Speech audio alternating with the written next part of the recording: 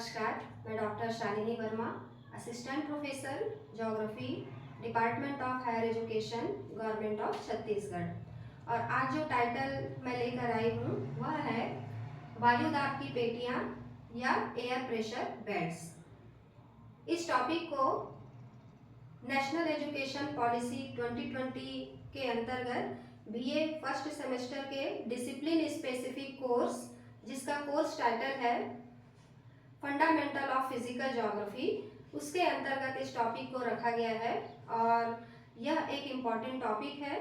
तो इस पर डिस्कशन शुरू करने से पहले जो बेसिक इन्फॉर्मेशन है या कुछ जनरल जो जानकारियां हैं इस टॉपिक से संबंधित, उसको अगर हम जान लें तो इस टॉपिक को समझना हमारे लिए आसान हो जाएगा।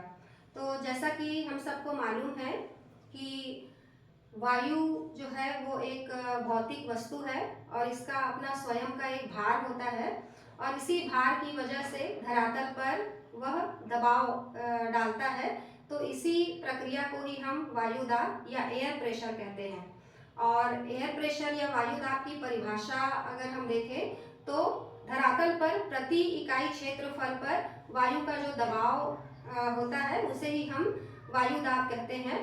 और वायुदाब को नापने की अनेक इकाइयां हैं। इसको हम मिलीबार या इंच या सेंटीमीटर या किलोग्राम से मीज़र कर सकते हैं और इसको मीज़र करने के लिए बैरोमीटर इंस्ट्रूमेंट की आवश्यकता होती है। और धरातल पर अगर हम वायुदाब के वितरण को अगर हम देखें तो इसके लिए जो है इसके वितरण को समझने के लिए हमको समदाब रेखाओं को समझना जो है वो भी जरूरी होता है। तो समदाब रेखा जिसे हम आइसोबार्स कहते हैं, ये समदाब रेखाएं जो है वे रेखाएं हैं जो समुद्र सतह से समान वायुदाब वाले इकाइयों को या स्थानों को जोड़ने वाली जो रेखा है उसे ही हम समदाब रेखा या आइसोबार कहते हैं। तो ये आइसोबार्स जो है वो हमको धरातल पर वायुदाब के वितरण को समझने में हमारे लिए बहुत अधिक उपयोगी है। तो धरातल पर अगर हम वायुदाब के वितरण को अगर हम देखें तो इस प्रकार से एक आदर्श स्थिति जो है हमको देखने को मिलती है। और मोटे तौर पर अगर हम वायुदाब के वितरण को अगर हम विभाजित करें तो वायुदाब का जो पैटर्न है वो हमको दो मुख्य रूप में देखने को मिलता है। एक है उच्च वायुदाब की पेटियां और दूसरा है निम्न वायुदाब की पेटियां। तो उच्च वायुदाब की पेटियां जिसको हम हाई के नाम से जानते हैं, इसको प्रति चक्रवात की स्थिति भी कहते हैं हम। और उसी तरह जो निम्न वायुदाब का जो क्षेत्र है उसको हम लो, गर्त या डिप्रेशन के नाम से भी हम जानते हैं। इसको चक्रवात भी कहा जाता है एक्चुअल में, लो प्रेशर जो एरिया है उसको। और क्योंकि हमारा धरातल जो है उसमें जल और थल दोनों का ही वितरण पाया जाता है, तो ये जल और थल जो है इनका भी प्रभाव वायुदाब के वितरण पर पड़ता है हमारे धरातल पर। और इसी तरह पृथ्वी की जो दैनिक गति है, जो डेली का जो उसका रोटेशन है, पृथ्वी का जो घूर्णन है, उसका भी प्रभाव एयर प्रेशर बेड्स पर देखने को मिलता है। तो अगर हम एयर प्रेशर बेड्स का डिस्ट्रीब्यूशन अगर हम देखें धरातल पर तो मुख्य रूप से 7 वायुदाब की पेटियां जो हैं पाई जाती हैं। तो और मोटे तौर पर अगर हम इसको विभाजित करें तो पूरे धरातल पर ये हमको इस रूप में देखने को मिलता है। तो सबसे पहले जो है भूमध्य रेखी निम्न वायुदाब की पेटी, जिसे हम इक्वेटोरियल लो प्रेशर बेड के नाम से भी जानते हैं। तो इसका वितरण हमारे धरातल पर भूमध्य रेखा या विषुवत रेखा से 0 डिग्री से या 0 डिग्री से 5 डिग्री उत्तरी गोलार्ध और दक्षिणी गोलार्ध दोनों ही गोलार्धों में हमको देखने को मिलता है। तो ये क्योंकि यहाँ पर भूमध्य रेखा की स्थिति है और यहाँ पर सूर्य का प्रकाश जो है वर्ष भर सीधे पड़ता है, वर्ष भर जो है सूर्य की किरणें यहाँ पर लंबवत पड़ती है, जिसकी वजह से इस एरिया का जो तापमान है वो अधिक होता है वर्ष भर, जिसकी वजह से यहाँ पर हवाएं गर्म होकर ऊपर की ओर उठने लगती हैं। तो ऊपर की ओर उठने की वजह से यहाँ पर जो है वायु का दबाव कम हो जाता है, जिसका परिणाम ये होता है कि इस पूरे बेल्ट में हमको लो प्रेशर एरिया देखने को मिलता है। और यहाँ पर क्योंकि ये जो लो प्रेशर एरिया है उसके लिए जो है ताप की स्थिति जो है महत्वपूर्ण है, या कहना चाहिए कि ये लो प्रेशर एरिया जो है वो यहाँ पर अधिक तापमान के संचय होने की वजह से ये बन रहा है, जिसकी वजह से इसको हम तापजन्य पेटी या थर्मली इंड्यूस्ड लो एयर प्रेशर बेल्ट के नाम से हम जानते हैं। और इसको हम डोलड्रम के नाम से भी जानते हैं। तो डोलड्रम का मतलब होता है यह शांत क्षेत्र या रीजन ऑफ काम के नाम से जो है हम इसको जानते हैं। तो इसको शांत मेखला या शांत श्रृंखला इसलिए कहा जाता है क्योंकि यहाँ पर की जो हवाएं हैं वो उनमें बहुत अधिक गति नहीं होती। ये हवाएं जो है गर्म होकर फैल जाती हैं और ऊपर की ओर उठ जाती हैं और हवाओं में बहुत अधिक मूवमेंट नहीं होता, जिसकी वजह से इसको हम शांत क्षेत्र के नाम से भी जानते हैं। और उसके बाद दोनों ही गोलार्धों पर अगला जो एयर प्रेशर बेल्ट पाया जाता है वो है उपोष्ण उच्च वायुदाब की पेटी, जिसे हम सब tropical high air pressure belt के नाम से भी जानते हैं। तो इसकी स्थिति जो है 30 से 35 डिग्री अक्षांश के मध्य पाया जाता है दोनों ही गोलार्धों पर, उत्तरी गोलार्ध और दक्षिणी गोलार्ध दोनों ही गोलार्धों पर इसकी स्थिति जो है होती है।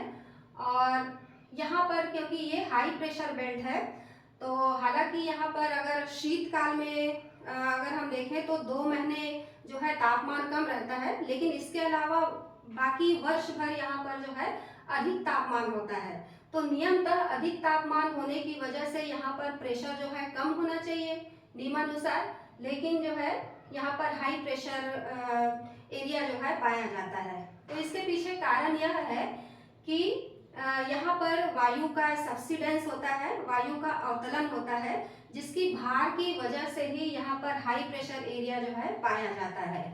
तो जैसा कि हमको मालूम है कि ये जो भूमध्य रेखीय लो प्रेशर बेल्ट है, यहाँ पर की हवाएं जो है गर्म होकर ऊपर की ओर उठती हैं, और इसी प्रकार जो ध्रुवीय लो प्रेशर जो उपोष्ण कटिबंधीय जो लो प्रेशर एरिया है, जो कि 60 से 65 अंश अक्षांशों के बीच दोनों ही गोलार्धों पर पाया जाता है, यहाँ पर से भी पृथ्वी की गति के कारण या घूर्णन गति के कारण जो हवाएं उठती हैं वो भी जो हवाएं ऊपर उठती हैं वो भी ऊपर उठकर इन क्षेत्रों में जो जिसे हम उपोष्ण कटिबंधीय उच्च वायुदाब की पेटी के नाम से हम जान रहे हैं, वहां पर इन दोनों ही जगहों का जो वायु का उठाव होता है, तो इस एयर प्रेशर बेल्ट पर वो वायु जो है यहाँ पर आकर अवतरित हो जाती है, जिसकी भार की वजह से यहाँ पर हाई प्रेशर एरिया बन जाता है। और इसको हम अश्व अक्षांश के नाम से भी जानते हैं या हॉर्स लैटिट्यूड के नाम से भी जानते हैं। तो इसको हॉर्स लैटिट्यूड इसलिए कहा जाता है क्योंकि इसके पीछे कथानक ये है कि प्राचीन समय में जो व्यापार होता था वो समुद्र और जलयान के थ्रू होता था। तो जब प्राचीन समय में जो है जलयान के माध्यम से जब घोड़ों को एक स्थान से दूसरे स्थान ले जाया जा रहा था, तो जैसे ही वह जलयान जो है वो इस क्षेत्र में पहुंचने के बाद यहाँ पर क्योंकि एक शांत क्षेत्र होने के कारण जलयान का आगे बढ़ना जो है कठिन हो रहा था, जिसकी वजह से कुछ घोड़ों को निकालकर जो है समुद्र में फेंकना पड़ा था, जिसकी वजह से इस क्षेत्र को हम अश्व अक्षांश या हॉर्स लैटिट्यूड के नाम से भी जानते हैं। और यह एरिया जो है वो 30 से 35 डिग्री अक्षांशों के बीच दोनों ही गोलार्ध में पाया जाता है। और क्योंकि ये एक हाई प्रेशर बेल्ट है और इसके हाई प्रेशर होने की वजह जो है वो ताप नहीं होकर पृथ्वी की दैनिक गति जो है वो इसके पीछे जो है उत्तरदायी होता है, जिसकी वजह से इसको हम गतिजनिक पेटी या डायनेमिकली इंड्यूस्ड पेटी के नाम से हम जानते हैं। अब उसके बाद अगला जो वायु दाब का जो पेटी है उसे हम उपध्रुवी निम्न वायु दाब की पेटी या सब पोलर लो प्रेशर बेल्ट के नाम से हम जानते हैं। और यहाँ पर भी तापमान जो है क्योंकि ये इसकी स्थिति अगर हम देखें तो ये 60 से 65 अंश के बीच 60 से 65 अंश अक्षांश के बीच दोनों ही गोलार्धों पर इसकी स्थिति पाई जाती है। और यहाँ पर भी क्योंकि इसकी स्थिति जो है ध्रुवों के पास है, इसकी वजह से यहाँ पर तापमान जो है कम रहता है वर्ष भर। तो नियमानुसार यहाँ पर तापमान कम होने की वजह से हाई प्रेशर होना चाहिए, लेकिन ऐसा नहीं होता है। वास्तव में यहाँ पर लो प्रेशर एरिया जो है पाया जाता है, क्योंकि यहाँ पर भी लो प्रेशर होने के पीछे पृथ्वी की घूर्णन गति जो है वो एक उत्तरदायी कारक है।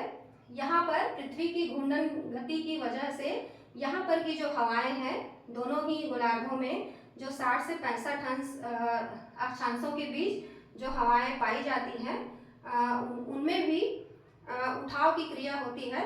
ये हवाएं जो है पृथ्वी की घूर्णन गति के कारण जो है अपने स्थान से ऊपर उठ जाती हैं और यहाँ जिसका ऊपर उठने की वजह से यहाँ पर जो है हवाओं का दबाव कम होने की वजह से यहाँ पर लो प्रेशर एरिया जो है वो बन जाता है।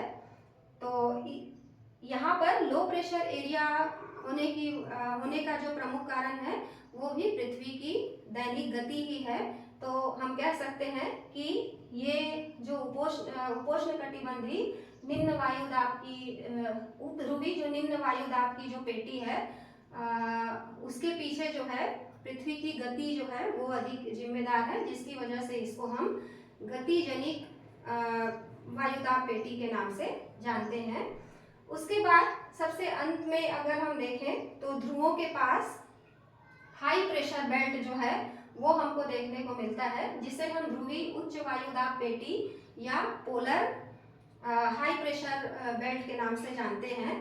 तो यहाँ पर क्योंकि ये ध्रुवों के पास की स्थिति है और यहाँ पर सूर्य की किरणें जो है या तो नहीं पहुँचती या पहुँचती भी है तो वो बहुत कम मात्रा में पहुँचती है। तो वर्ष भर इन दोनों ही एरिया में बर्फ की स्थिति जो है बर्फ जमा होता है, जिसकी वजह से तापमान बहुत अधिक कम होता है यहाँ पर।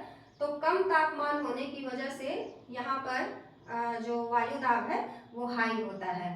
तो यहाँ पर वायुदाब हाई होने के पीछे जो प्रमुख कारण है वो तापमान ही है। तो इसकी वजह से इस पेटी को भी तापजन्य पेटी या thermally induced high pressure belt के अंतर्गत रखा जाता है। तो इस प्रकार से ये एक आदर्श वितरण है धरातल पर वायुदाब के वितरण का। लेकिन ये आदर्श स्थिति पृथ्वी पर तब निर्मित होती जब पृथ्वी पर केवल या तो जल भाग होता या थल भाग होता। तो ये एक आदर्श स्थिति जो है वर्तमान में ऐसा नहीं पाया जाता है। कुछ और कारण या कुछ और फैक्टर्स होते हैं जो इन आदर्श स्थिति में डिस्टरबेंस उत्पन्न करते हैं। तो इसमें से कुछ प्रमुख कारण जो है वो है सूर्य की उत्तरायण और दक्षिणायन स्थिति। इसी प्रकार जो तापमान जो कि धरातल को प्रतिदिन सूर्य से जो प्राप्त होता है उसकी वजह से भी इसमें इस आदर्श स्थिति में कुछ डिस्टरबेंस जो है देखने को मिलता है।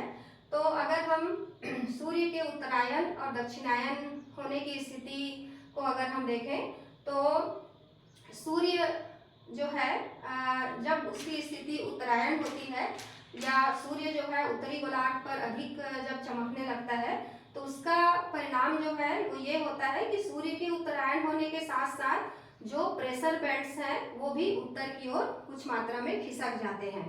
केवल ध्रुवीय क्षेत्रों को छोड़कर जो हाई प्रेशर एरिया है ध्रुवों पर उसको छोड़कर बाकी सभी पेटियां सूर्य के उत्तरायण होने की स्थिति में उत्तर की ओर कुछ डिग्री जो है खिसक जाती है।